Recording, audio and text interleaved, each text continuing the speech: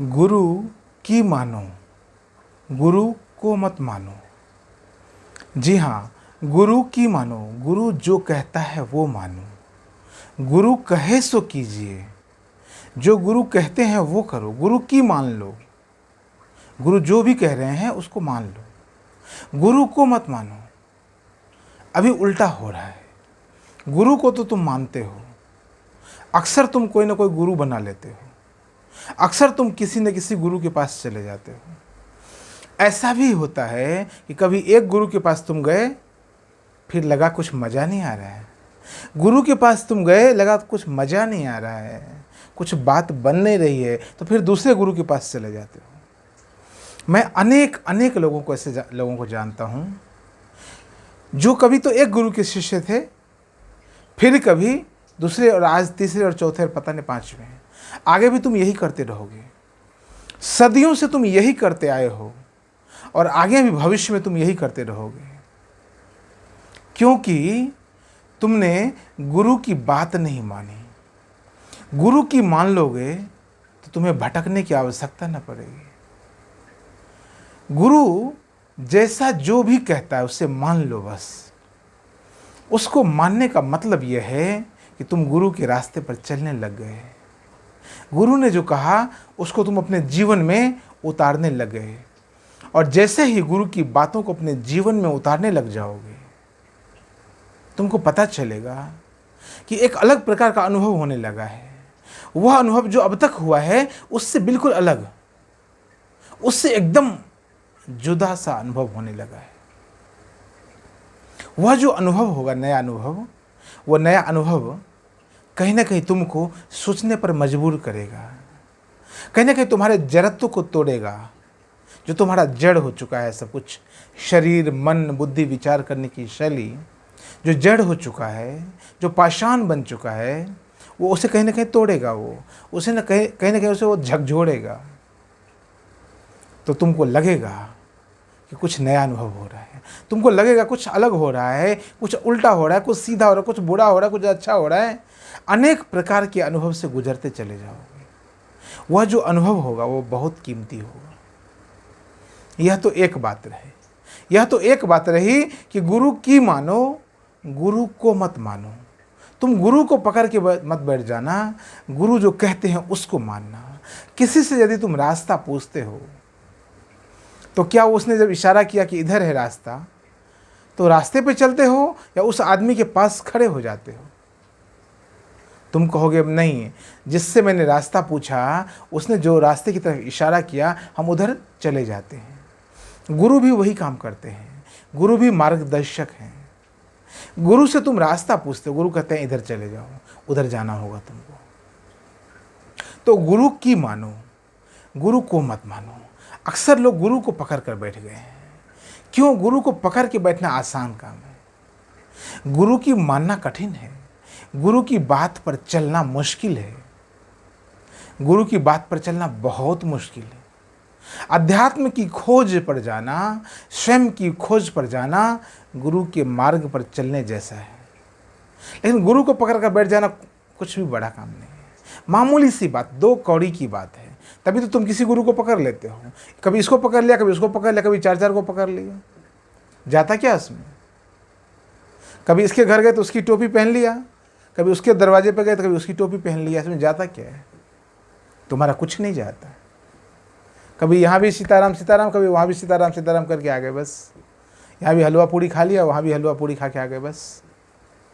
ये जो नपुंसकता है, यह नपुंसकता गुरुओं को पकड़ने से पैदा होती है।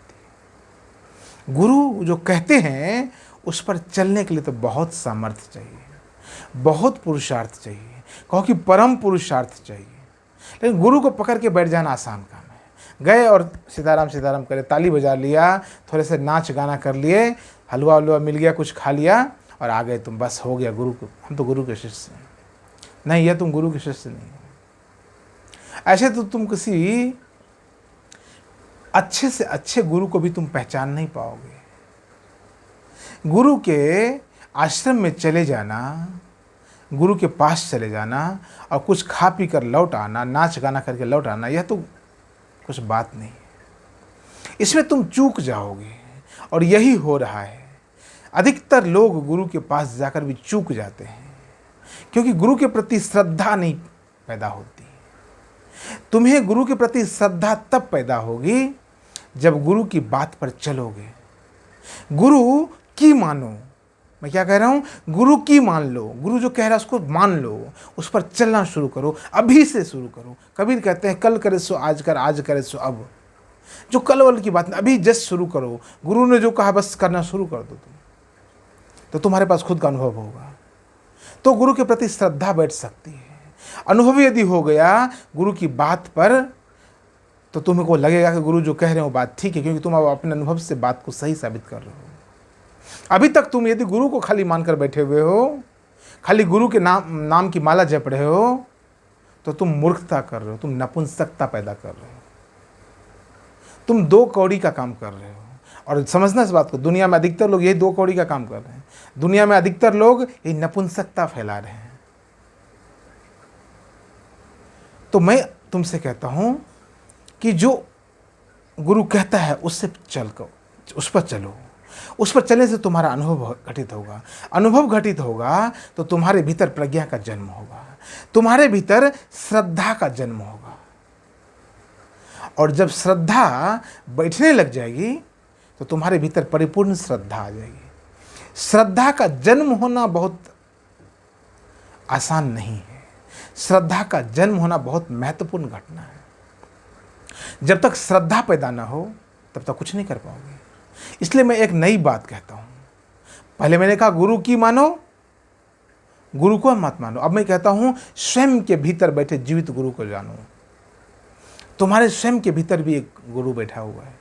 माता पिता और गुरु, माता पिता और गुरु, ये जो तुम समझते हो ना, जो किताबों में पढ़ रखा है, कहानियों में पढ़ रखा है, और तोते की तरह रटते रहते हो दिन रात। गुरु पूर्णिमा के मौके पर, किसी भी गुरु के मौके, गुरु पूजा के मौके पर तुम जब रटते रहते हो तोते की तरह भौंकते रहते हो, उस भौंकना को बंद करो, उस रटना को बंद करो, उस दोहराना को बंद करो। वो और कुछ भी नहीं, वो एक रिपीटेशन है। माता पिता गुरु का स्थान तो बाद में आता है। तुम्हारे स्वयं के भीतर परिपूर्ण प्रज्ञा बैठी हुई है, तुम्हारे स्वयं के भीतर परिपूर्ण गुरु बैठा हुआ है, तुम्हारे स्वयं के भीतर सदगुरु, जीवित सदगुरु बैठा हुआ है। कोई गलत काम करने जाओ, तुम्हारे भीतर बैठा हुआ सदगुरु कहेगा नहीं मत करो। तुम उसकी सुनते नहीं हो, तुम उसकी मानते नहीं हो। तुम उसको तो मानते हो, उसकी मानते नहीं हो। जो तुम्हारे भीतर गुरु बैठा है, तुम मानते तो हो कि तुम्हारे भीतर आत्मा बैठा है, लेकिन आत्मा की नहीं मानते हो। यहाँ पर भूल हो जाती तुमसे, यहाँ पर गड़बड़ी हो जाती तुमसे, यहाँ पर तुम चूक जाते हो, यहाँ तुम भटक जाते हो। यहाँ सामर्थ्य चाहिए।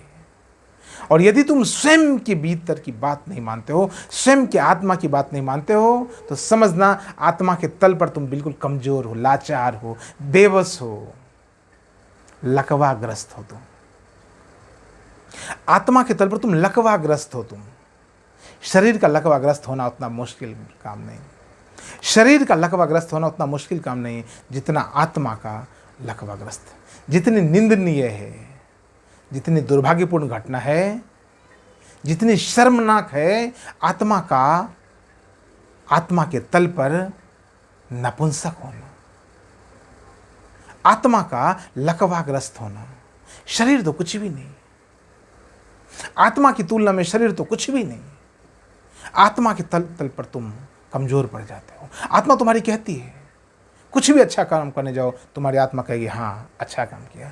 तुम्हारी आत्मा भीतर से ऐसा लगता है तुम्हारे पीठ को थपथपा रहा होता है। कोई भी बुरा काम करने जाओ, तुम्हारी आत्मा कहेगी नहीं मत करो। इसका मतलब क्या है? इसका मतलब है जीवित सदगुरु तुम्हारे भीतर बैठा हुआ है, और तुमने जो अभी तक मुर्दे सदगुरु को खोज रखा है, मुर्दा सदगुरु जिसको तुमने मान रखा है ये सदगुरु हमारे गुरु वो है, तुम्हारे भीतर जो बैठा है सदगुरु वो कौन है? सत्य के मार्ग पर ले चलने वाला। तुम कोई भी गलत काम करो, कोई भी गलत मार्ग पर जाओ, तुम्हारे भीतर बैठा हुआ जीवित गुरु कहेगा नहीं यह नहीं करना चाहिए। अच्छा काम करो, कहेगा हाँ, प्रोत्साहित करेगा तुमको, हाँ यह करना चाहिए।